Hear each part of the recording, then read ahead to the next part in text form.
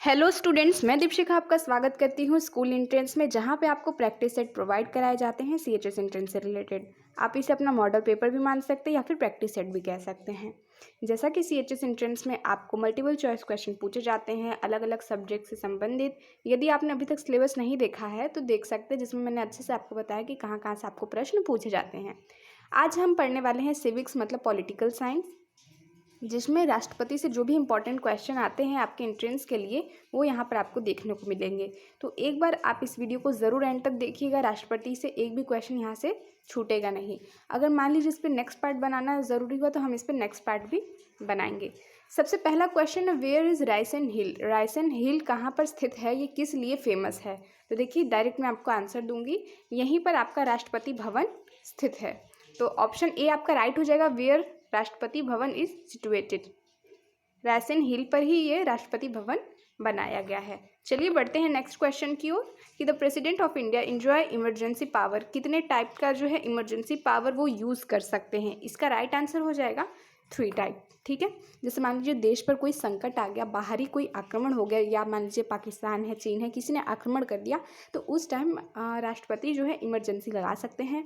या फिर कहे किसी राज्य में जो राज्यपाल होते हैं वो कानून के हिसाब से काम नहीं करते हैं, या वहाँ की जो व्यवस्था होती है वो कानूनी तौर पर अच्छे से कार्य नहीं करती, तो वहाँ पर राष्ट्रपति जो है इमरजेंसी लग सकती है। और तीसरा, जब वित्तीय संकट देश में उत्पन्न होता है तब ये इमरजेंसी लग सकती है। मैंने वाक्यों को आपको काफ़ी सरल भाषा में समझा दिया ताकि आप इसे आसानी से समझ सकें। चलिए आगे बढ़ते हैं। क्वेश्चन नंबर 3 है, how many times in president of India can seek relaxation of his post. यहाँ पर ये पूछा गया है कि जो हमारे राष्ट्रपति हैं उन्हें कितनी बार दोबारा नियुक्त किया जा सकता है। ठीक है, बार बार कितनी बार दोबारा नियुक्त किया जा सकता है?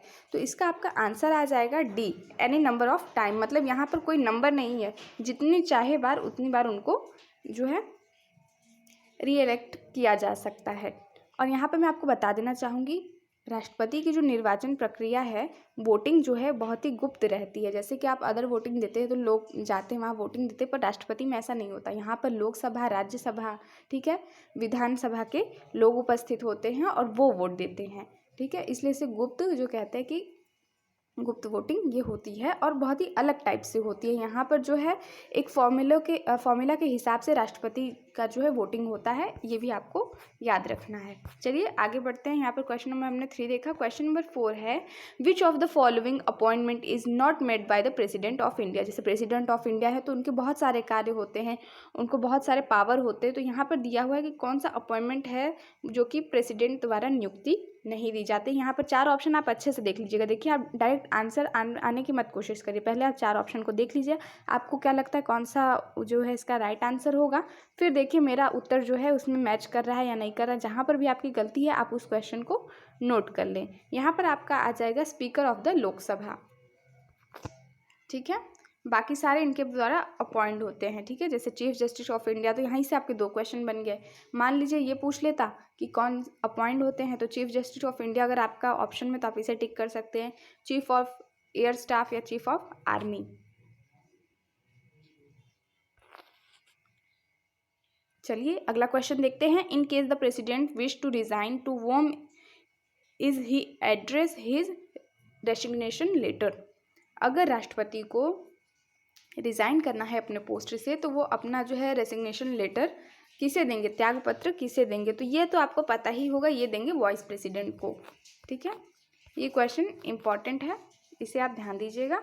अगर आप CHS क्लास 11 के स्टूडेंट हैं तो आपको थोड़ा और अच्छे से पढ़ना होगा, वरना क्लास 6 में आपको थोड़े ऐसे ईजी क्वेश्चन देखने को मिलते हैं। और आर्टिकल से भी राष्ट्रपति से संबंधित कौन से आर्टिकल हैं ये आपको जो क्लास 11 के देखने को मिल सकते हैं। हालांकि दोनों लोगों को ये वीडियो देखनी है, चाहे वो क्लास 9th के हो या फिर 11th के स्टूडेंट हो। चलिए आगे बढ़ते हैं। क्वेश्चन नंबर 6 है, what is the maximum age limit prescribed for the post of president of India. President of India बनने के लिए आपकी न्यूनतम आयु कितनी होनी चाहिए, ये यहाँ पर पूछा गया है। तो इस ऑप्शन में दिया है जो भी वो वैलिड नहीं है। ठीक है, सभी चीज़ें गलत दी हैं, तो ऑप्शन डी आप चूज़ करेंगे। इसलिए मैंने आपको कहा था कि आपको पहले ऑप्शन पढ़ना है। There is no maximum age limit, ऐसा यहाँ पर दिया हुआ है, बट अगर हम बात करें मैक्सिमम, यहाँ पर पूछा, मैं आपको मिनिमम बता देती हूँ। मिनिमम होता है 35 वर्ष, 35 ईयर उनकी जो है एज लिमिट होनी चाहिए। जैसे कि आप फॉर्म भरते हैं तो आपकी भी एज लिमिट होती है ना, ऐसे ही राष्ट्रपति के लिए भी एक एज लिमिट रखी गई है कि उसका जो है क्राइटेरिया क्या है। जैसे हम स्टूडेंट्स हैं तो अगर हमें कहीं भी पढ़ना है, CHS एंट्रेंस देना है, तो एंट्रेंस के लिए अगर आप मान लीजिए हम क्लास 9th के लिए प्रिपरेशन कर रहे हैं तो मेरा 8 पास आउट होना बहुत ज़रूरी है। मेरी उम्र 12 से 10 साल होनी चाहिए, है ना। ये सभी चीज़ें ज़रूरी होती हैं। इसीलिए राष्ट्रपति या फिर प्रधानमंत्री कोई भी पोस्ट है जो भी आपके, तो उनके लिए भी कुछ योग्यताएं होती हैं, कुछ एज लिमिट्स होती हैं। तो मैक्सिमम एज तो रिक्वायर्ड नहीं है, वो कितनी भी हो सकती है, पर मिनिमम एज राष्ट्रपति के लिए 35 रखी गई है। चलिए आगे बढ़ते हैं। Rashtrapati Bhavan is design by, किसके द्वारा जो है राष्ट्रपति भवन डिज़ाइन किया गया है? तो इसका आंसर ऑप्शन सी हो जाएगा। चलिए आगे बढ़ते हैं। Question number 8,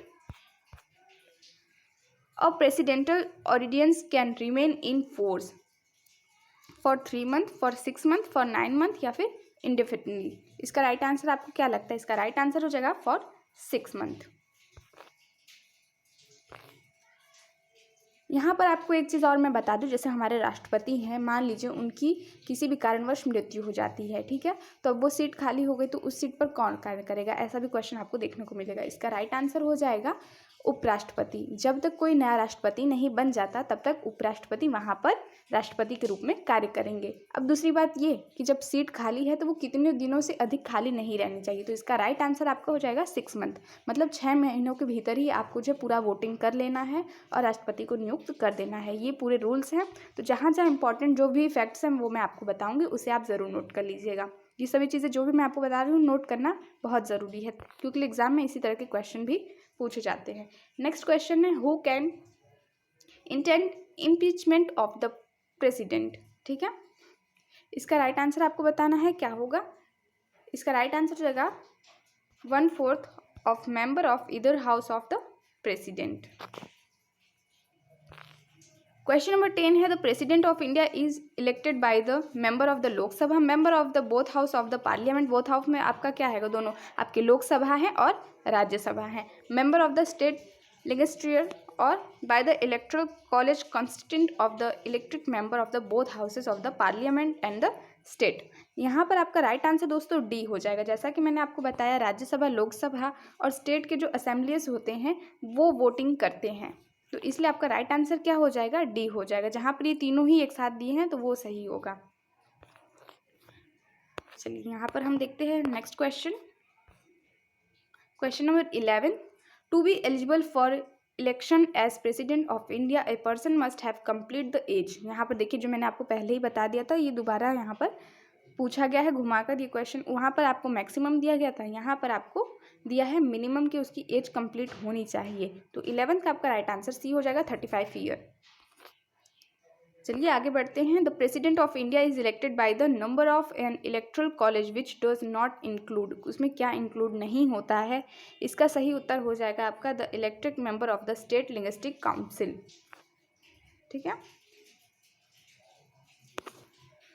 Which one of the following officer is held during the pleasure of the president of India? इसका राइट आंसर आपका आ जाएगा government of the state, governor of a state.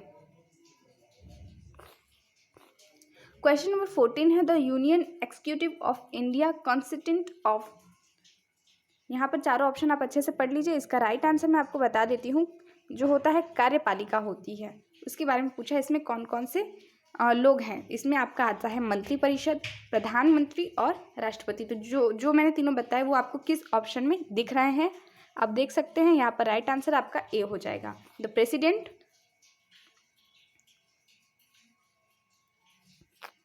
ठीक है। यहाँ पर आपका राइट आंसर 14 का 1 हो जाएगा, the president, vice president and the council of ministry only. ये आपका सही उत्तर। यहाँ पर वाइस प्रेसिडेंट भी आएंगे।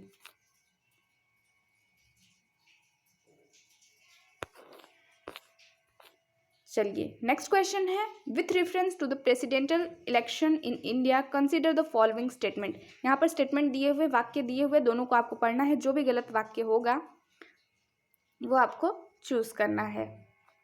यहाँ पर दिया हुआ है which of this statement is correct. दोनों ही अगर करेक्ट होंगे तो आपको बोथ पे क्लिक कर बोथ पे जो है राइट करना होगा। एक सही होगा तो एक, इसे अच्छे से देख लीजिएगा, इसमें आप कंफ्यूज मत होइएगा, ठीक है। नीचे भी ऑप्शन दिया हुआ है, पहले हम इन दोनों को आप पढ़ लीजिए अच्छे से और इसके बाद बताएं इसका राइट आंसर कौन सा होगा। तो यहाँ पर जो दोनों चीज़ें दी हुई हैं वो दोनों ही सही हैं, ठीक है। दोनों ही चीज़ सही, तो यहाँ पर ऑप्शन सी आपका क्या हो जाएगा, राइट हो जाएगा कि बोथ 1 and 2। क्वेश्चन नंबर 16 देखते हैं। Consider the following statement. यहाँ पर भी आपका स्टेटमेंट दिया हुआ है, इसे भी आप अच्छे से पढ़ लीजिए।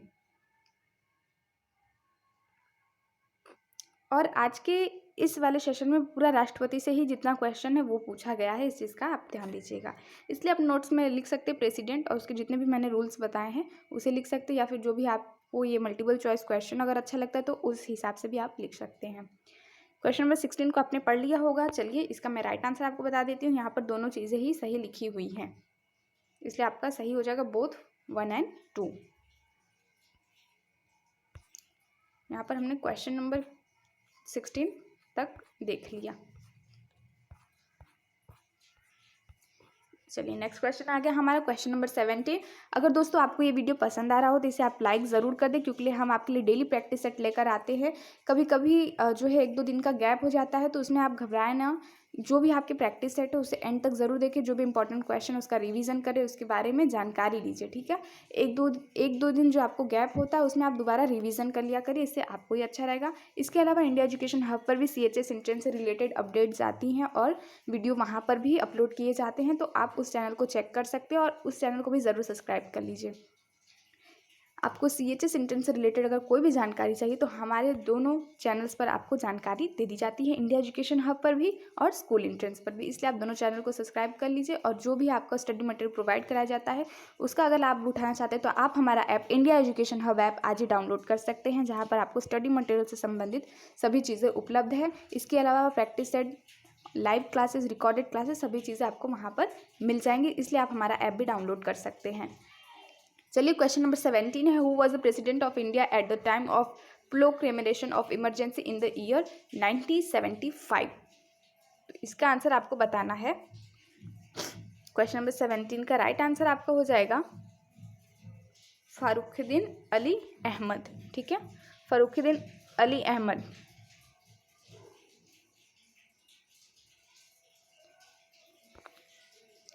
Under which article of the Constitution of India can the President of India to be impeached? impeach मतलब महाभियोग लगाया जाता है। ये वर्ड सिर्फ राष्ट्रपति के लिए यूज़ किया जाता है। तो मान लीजिए आपसे ये पूछता है महाभियोग की जो प्रक्रिया है ये किस पे चलाई जाती है, प्रधानमंत्री, राष्ट्रपति, संसद या फिर लोकसभा, राज्यसभा, इस तरह से आपको 4 ऑप्शन दे दिए जाएंगे।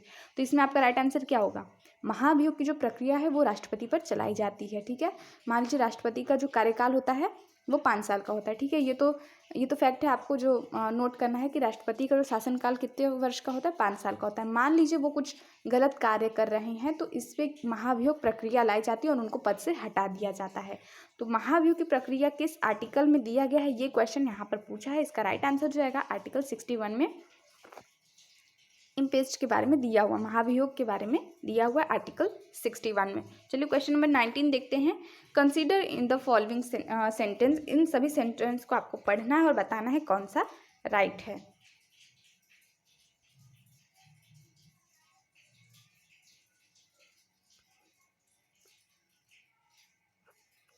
तो जैसे हमने जब स्टार्टिंग में क्वेश्चन सॉल्व किया था तो वहाँ पर हमने देखा था कि राष्ट्रपति अपना जो है त्याग पत्र, रेसिग्नेशन लेटर जो है उपराष्ट्रपति को देते हैं, ठीक है।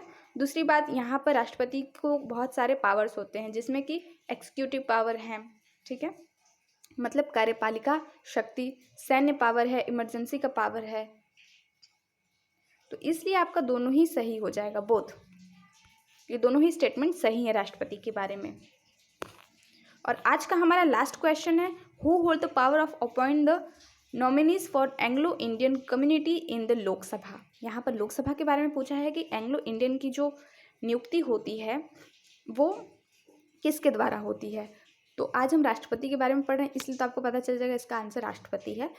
पर फिलहाल यहाँ पर ये भी बता दें कि राज्यसभा में भी एंग्लो इंडियंस की जो है नियुक्ति होती है, जैसे कि साहित्य, कला, विज्ञान, इसके क्षेत्र में जो भी बहुत ही फेमस है, तो उनकी नियुक्ति राष्ट्रपति द्वारा की जाती है। और वहाँ पर कितने लोगों के लिए की जाती है? 12। और यहाँ पर दिया हुआ है 2 लोगों के लिए, ठीक है। तो इस चीज़ का आप ध्यान दीजिएगा। तो पावर ऑफ अपॉइंटमेंट है nominees for Anglo Indian community इन लोकसभा, वो 2 लोगों के लिए ये होती है, वो करी जाती है प्रेसिडेंट ऑफ इंडिया, मतलब भारत के राष्ट्रपति द्वारा इनको जो है नियुक्त किया जाता है लोकसभा में, और यहाँ पर इनके लिए 2 सीटें हैं। अगर यहीं पे राज्यसभा देता, एंग्लो इंडिया कम्युनिटी की जो राज्यसभा में नियुक्ति होती है तो वो 12 सीटों के लिए की जाती है। तो इस तरह से हमने कुछ इंपॉर्टेंट क्वेश्चन देखे। अगर कोई और भी क्वेश्चन बचे होंगे राष्ट्रपति के लिए तो वो नेक्स्ट वीडियो में हम देखेंगे पार्ट 2 में। अगर आपको ये वीडियो पसंद आया हो तो कमेंट बॉक्स में ज़रूर बताइएगा कि हमें ये वीडियो बहुत ही अच्छा लगा, इसमें जो भी आपने जानकारी दी अच्छी लगी। इसके अलावा दोस्तों, अगर आपको कोई भी कमी दिखाई देती है, कोई भी अगर आपको डाउट है तो उसके लिए आप हमें कमेंट करके बता सकते हैं। जहाँ पर भी अगर आपको कोई फॉल्ट दिखता है या फिर पढ़ाने में कोई दिक्कत समझ में आती है तो उसके लिए भी आप ज़रूर रिप्लाई करें ताकि उसमें हम सुधार कर सकें। धन्यवाद वीडियो को पूरा देखने के लिए। मिलते हैं नेक्स्ट वीडियो में। थैंक्स फॉर वॉचिंग, और सब्सक्राइब ना करना भूलें हमारे चैनल स्कूल एंट्रेंस को।